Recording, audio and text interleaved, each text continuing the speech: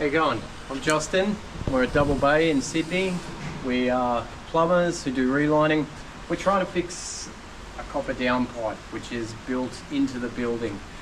This building has drains for this spoon drain across here, and it has copper drainage in the slab which connects to the downpipe.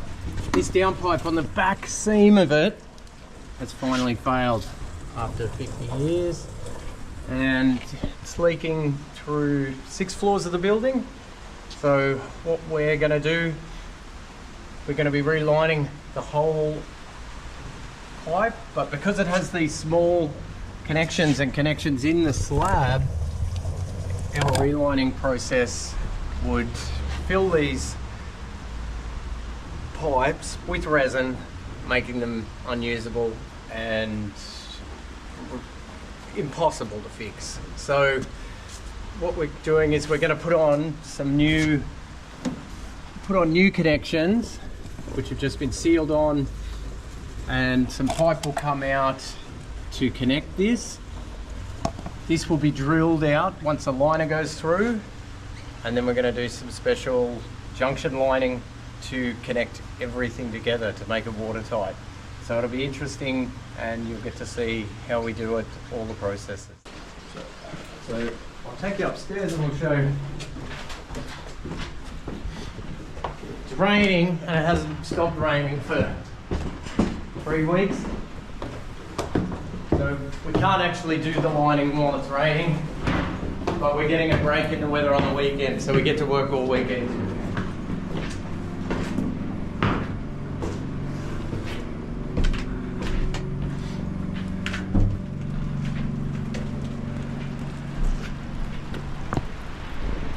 Double Bay is a pretty beautiful part of Sydney.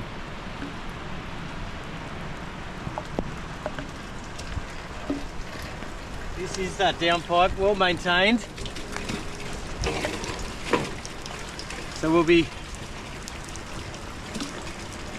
installing a liner from here all the way straight down the pipe, and then once that's cured we'll open all those connections and be able to do all our pipe work before junction lining. But none of it can happen when we've got water like this, because water affects epoxy. We only use epoxy because epoxy is permanent.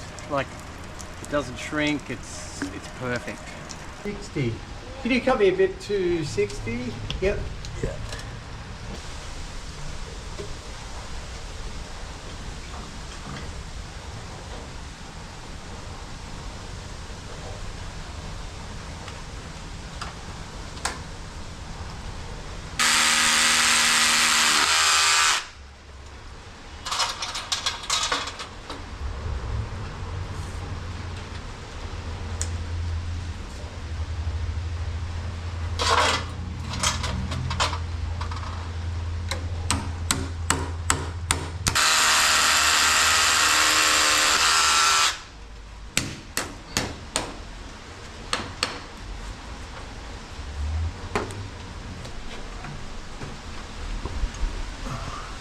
Off, then cut it out with a Dremel to get the fall, and rerun the drainage.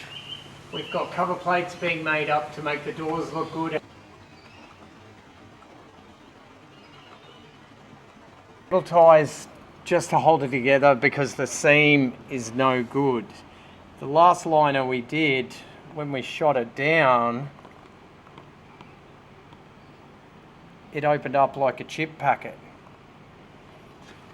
These connections here will, once the line is cured, we will drill this open. This will be sealed in and socket on there, and then a T-junction patch will go to seal everything together. So this is a shot of the building we've been working on. It's a 60s construction building, 4 downpipes in the building, and now we're on the roof. We've got, due to the roof access, we had to bring up 2 smaller drums, and we've got the liner in the blue drum and then a calibration tube, heavy duty calibration tube in the smaller drum. The calibration tube opens the liner once it's shot and gets it to form the downpipe. You have to be careful. We use steam, and there are different types of calibration tubes. So only heavy duty calibration tube can be used because it doesn't bleed air. You don't want any of the steam causing pinholes in the liner, because otherwise it wouldn't be impervious. Now we're setting up, measuring the resin. It's a two-part epoxy, which is using the slow. You can either have slow, medium, or fast. Slow gives you about an hour and a half to, prepare the liner and get it in, making it nice and easy, stress-free. And so what we do is the liner, you can see the liner going, it is under vacuum. Fill the liner with the resin. The vacuum is used because you're making a plastic, so you do not want any air bubbles in from the resin. You have to mix the resin slowly. And you also have to be careful here filling the liner to not get airlocks in the liner. And you need a strong vacuum pump, which is used for vacuum bagging, for even surfboard makers use them, or carbon fibre, industries use them. But the vacuum pump we use is a oil-filled vacuum pump, and it can go all day long, and it'll suck the chrome off a trailer hitch. Now, what I'm explaining to the guys is we're going to run the liner through the wet-out table, which is the table it's sitting on. It's a conveyor belt with a press on it, and the press has a gauge, which is that dirty orange gauge there with the handle. We set this up so the line is a 4.5 mil liner, and you want 1 mil of resin. This gives you a perfect pipe wall for the liner is tested and watermarked by suppliers, so it has to be guaranteed. So you need to get the right calibration of resin in the liner. And also you don't want to overload the liner, because it can spew into junctions. There's many ways of installations, but you don't want an overloaded liner. Overloaded liners can also overheat if you had it in the drum too long waiting. You can see right now the vacuum pump working, where it sucks the resin in as we run it through the wet out table. This liner is a 100 to 150 liner, 3D they call it. So why we're using that is that the downpipe is 100 by 100 square downpipe, which makes it 137 millimeters. And so, 100 mil liner wouldn't work, and a 150 liner is too big. Now, this is the boys carrying this liner up. There's about 35 kilos of resin in that. This thing doesn't weigh, weighs a bit, so that's why I'm not carrying it. Too little. Now we're coming up to the roof. Great access.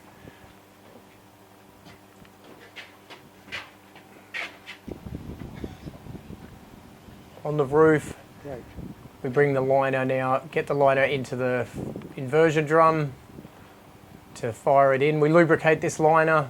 You can either use oil or use washing up liquid. Washing up liquid's easier, because in a minute you'll see we'll cut the drain open. The drains in the car park were no good. They were sagging.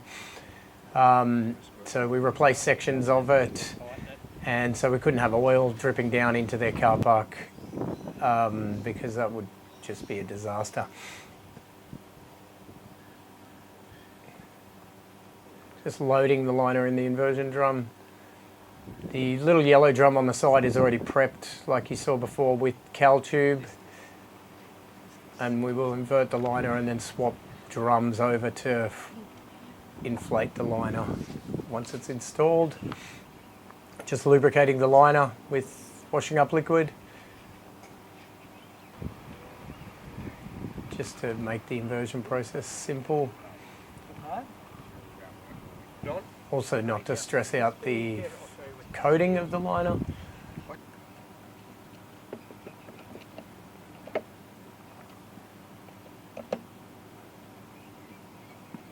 The liner's then, so this nozzle goes on, the liner is wrapped around the nozzle, the back of the drum's closed up, which gives it a closed, well, pressure vessel.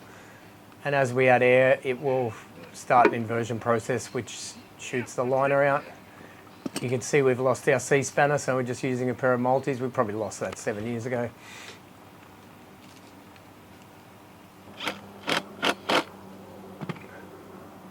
A couple of clamps. You can either use clamps or ratchet straps people use. Who are too cheap to buy clamps. Just hand tied on those. Or smart enough to use ratchets because they last forever.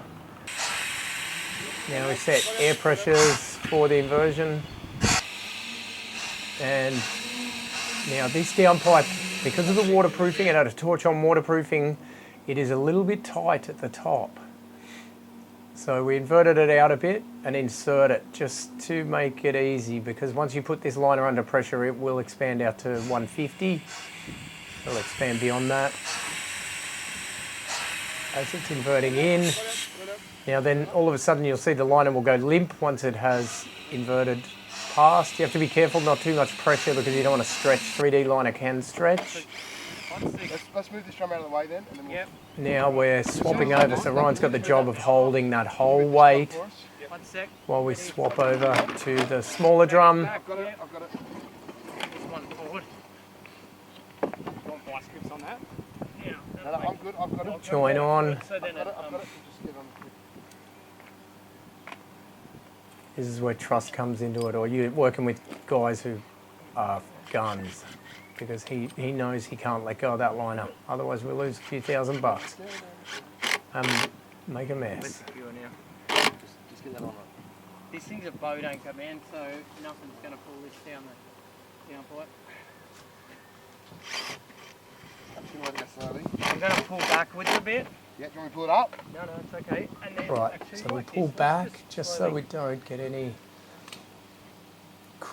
wrinkles for the inlet. You got air into this? Yep. There. And then I'll slowly invert this down at low pressure just to be careful of the downpipe, because the downpipe is weak. Even though we have reinforced it with cable ties all the way down.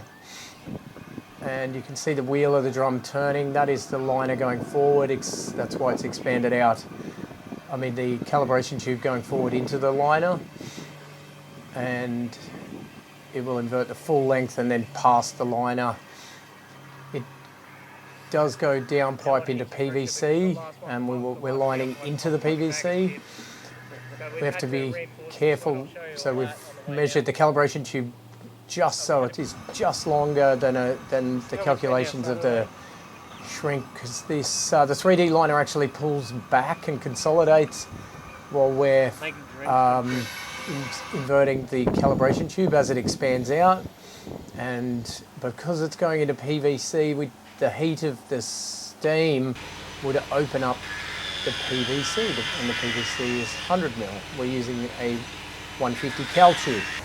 Ryan, right now you can see this mess, that's fire protection, some bodgy put on there, but we're opening it up just to watch the cal tube. For some reason we missed getting the cali running through it.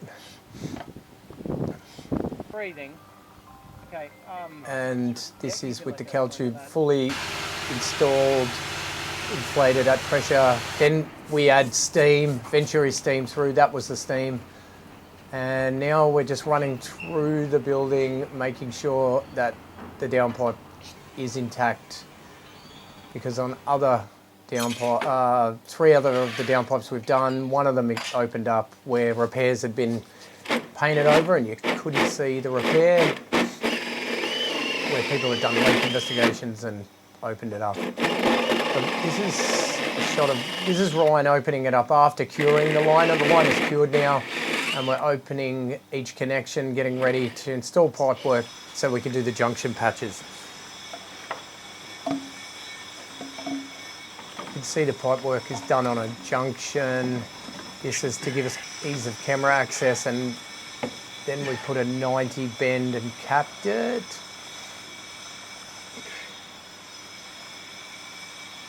Because you need to use a camera to line up the junction liner. This is the junction liner just being set up. These are double junction packers. They call them a packer. We had a heap of these left over from doing the other downpipes where we did double junction lining, which I'll show you a bit further down the track, pictures of these.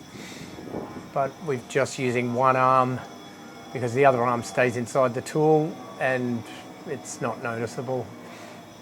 You have to align this, the felt. These felts we had made up by a seamstress because Australia's a outpost and trying to get this stuff in Australia is expensive and takes too long to obtain. And this job was in a rush because the building had lost its insurance because of these water leaks and they needed to restore or prove no water leaks. So we had a seamstress actually make these up using some 3D liner and 70 to 100 for the branch lines. She sewed them up perfectly. See, you can see that's aligned. I've popped it out, and now we're just measuring the resin. We're using fast resin here.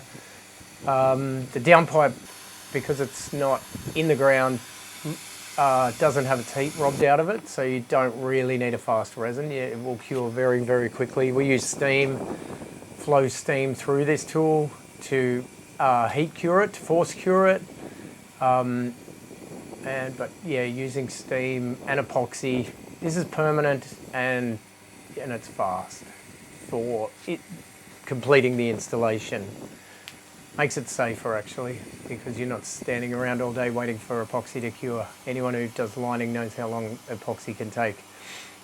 You know, you're looking at 2 hours for a junction liner, 2 to 3 hours for epoxy to cure, or with steam, you know, it's 30 to 40 minutes steam and 15 minutes cool down. The cool down is very, very important on lining, on anything, on vertical shots. You want to bring your heat off if you're using steam very, very gradually. Because the downpipe will lose its heat very, very quickly, and you actually want to slowly take the heat out of it. Okay, so right now what I'm doing is inverting the branch arm back inside the tool, and this allows it to be pushed into place. You can see the seam, and the seam's visible on a camera for alignment when we're doing installation, which will be shown just in a moment. This is my favourite part about lining actually, junction lining, because the difficulty, and you can think, you know, it is aligned perfectly, cook one out and you may have, you know, a 10 mil little fold in it or anything. So you have to be very, very good. You don't apply heat to these things straight away. You make sure you have your alignment perfect. Now we go into the drain. So we're doing 7 floors of these junction liners. The first floor doesn't have drainage connections, so we've gone past 8th floor down to the 7th floor. Ryan's on the 7th floor. Ryan's using a camera, and then we're doing this just as a WhatsApp video call, so I can see it. He's videoing the camera monitor and talking to me too for alignment. Stop. Yeah, to the front of the building. Yeah. Tiny bit more. The alignment's the most important part to try and get I reckon. this perfect, Up a bit. or even just to get it installed. This is the good bit. When you know it's aligned, you apply pressure and it expands out inside the vertical pipe or the lateral pipe, whatever it's in, and once it's at pressure, you'll see the inversion process happen where the arm comes out. And just back it off because my camera's It came out that quick that Ryan's camera just got stuck. You'll see Anyway, we drop pressure a tiny bit, but we want to keep the pressure because we don't want to lose our alignment. And then showing you the junction patch, how they work and how they finish off, lining into the PVC. This gives it a watertight seal from the liner once we cut it out on the connection. And we made these with EvoFlex 100, 150 and 60 to 90 for the branch lines, sewed them up. Ryan now is cutting out this crappy pipe work. It actually was sagged. You can see on the right hand side there's another pipe, you can see the sag in it. Well, the one which he's changing, this would be for level 1. He's changing and putting a new junction in. This is stormwater, and there is actually a water supply pipe. You can see the dirty pipe in the way. So any plumber who looks at this will know, they will see a LIT which is upside down, but it is stormwater, not sewer. Yep. It's the only way we could get the height.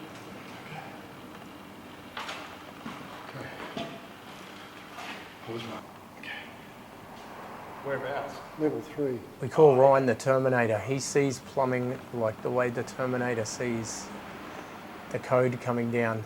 He knows what he's doing. He's from French's Forest, so if you're in French's Forest or in the Northern Beaches, call RD Plumbing, because this guy is a gun. This here, these are the other, we did both sides balconies. These are where we use the double junctions. Because their drainage was cast into the slab and we needed to delete that, so we put new floor wastes, new everything, new membranes, new tiling, and redid those connections the same as we've done on this downpipe, but we did double junction lining on both of these. This was where we started doing the job. This was started 2 years ago, and each year they've done separate downpipe each year as their levies could afford it. Now this is a before and after of the downpipe. It's actually before and after showing the last downpipe on the left, which we haven't lined, and our lined downpipe, so you may note it. But where you see the connections, so that's a junction liner, they are our new connections we put on using safe waste trays we cut out and then cut apart and pop riveted on with copper, because it's a copper downpipe. We don't want any electrolysis. And this is the end of the video. We're just going to end it here. The rest of it's perfect. We don't want to bore anyone. But this, yeah, shows the finished product. It's a watertight seal, permanent. The downpipe now is actually, the building can't believe it because there's no noise from the downpipes, because the lining insulated the downpipes. The downpipes, you tap on them, they're solid. And now the building's actually quieter for the residents. The white you see on the liner, because the liner should be a bit more pretty than this, is from when we push in the junction liners, it leaves a little bit of resin on there. So that's those white lines you see.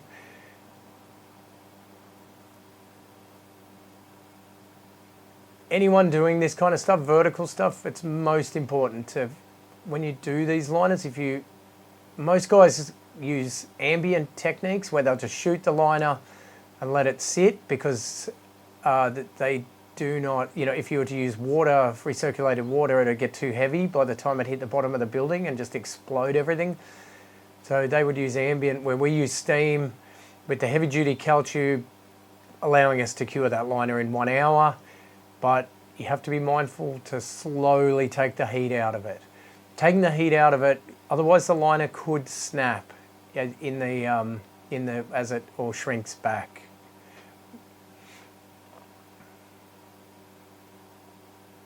Well, we didn't stop the video there, but we're a little bit indecisive. But it's good, you get to see it.